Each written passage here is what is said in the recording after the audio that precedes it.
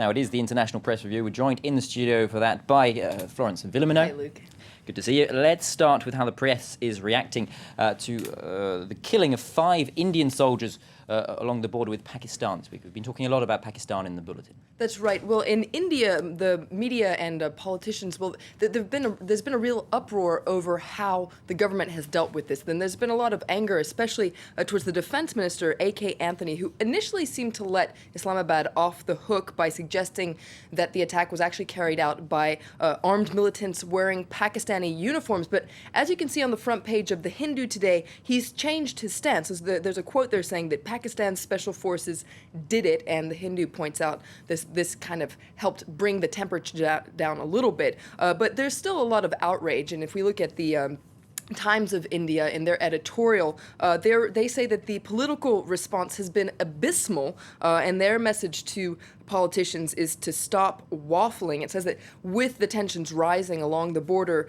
there really needs to be a coherent Pakistan strategy. And the Times of India points out that with the election of Nawaz Sharif, there was a lot of hope that this would boost ties between India and Pakistan, but this latest attack seems to cast a shadow on any hopes for a dialogue. We have seen a string of confrontations along that border in the past 6 months or so. How is the Pakistani press reacting? Somewhat differently. Well, yes, somewhat differently. Let's take a look at The Nation, at their editorial. They say that the Prime Minister does indeed want to develop normal relations with India. It points out that India also has its share of responsibility for the tension on the border, and it's actually quite critical of the Indian government for changing its position. Now, as I said originally, it wasn't convinced that Pakistan's army had a role in the killings, but it was swayed, according to this article, by the media in India and by the Pakistani bashing forces within the opposition, because there's going to be a general election next year in India. And The Nation points out, though, that the stakes are really too high to be playing with fire here. Okay. Moving on to another story, and of course the casualties in Syria. We speak a lot about it. They're finding salvation in something of an unlikely place. That's right. This is an article in The Independent that points out that, well, a lot of the victims in the Syrian civil war are actually being treated in Israel, especially children. And there's a quote from one little girl, for instance, who was in a supermarket with her parents. She heard an explosion. I lost consciousness in the blast, and when I woke up, I was in Israel. Now, in Syria, 57% of hospitals have been damaged, and many of them don't have the right equipment to treat injured people. So that's why a lot of these people are transferred to Israel. But it's surprising, because Israel and Syria have been enemy states for decades. And in fact, a lot of the children that are being treated say that when they wake up, they're a little afraid because they've always heard that Israelis were the enemy. But this article points out that actually hospitals in Israel are actually quick to dismiss any political labels. They say these are not rebels or Assad supporters. These are children that we're treating here. A humanitarian reaction rather than a political one there.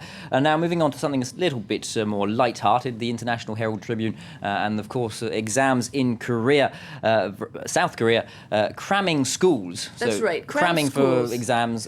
Well, these are kind of different cram schools that the International Herald Tribune is looking at. Cram schools are, night schools that children go to improve math and English, but there's a new kind of cram school that's popping up, and that's a K-pop cram school. So basically children after school go to these evening schools to improve their singing and dancing. So why is that? Well, that's because of the success of K-pop and, of course, Gangnam Style with Psy. Here we can get a little peek in case you forgot that song.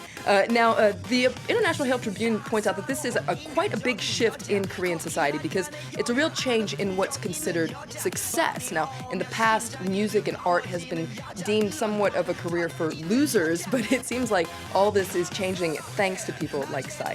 Psy are doing the best to change Korean society. Just the time, I think, very briefly, to talk about facial hair, which is all the rage across Europe, as we know.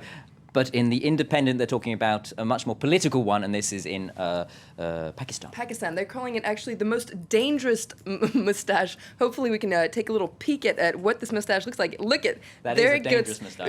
It's not just dangerous because it's going to poke you in the eye. It's dangerous because this man has actually run into trouble with Islamist militants who threatened him, said they were going to kill him if he didn't shave it off. They actually kidnapped him and shaved it off. He had to move town several times because of these threats, and he's hoping that actually this will make him eligible for political asylum.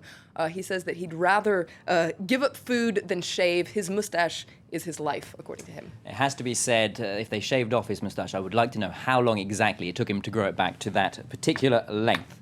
Florence Villomeno, thank you very much. That was the International Press Review here at France 24. That's live from Paris. More news and headlines just after the break. Do stay tuned.